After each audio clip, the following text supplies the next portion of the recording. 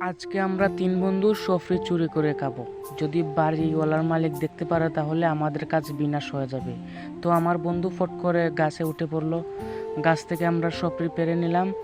পেরে নেওয়ার পর আমরা একটা তালে সফরি তোলাম, তো ভালোভাবে ধুয়ে নিলাম। তারপর আমার বন্ধু সফরিকে কাটতাছে। তো এর আগে আপনারা ভিডিওকে লাইক করে চ্যানেলটিকে সাবস্ক্রাইব করে দাও।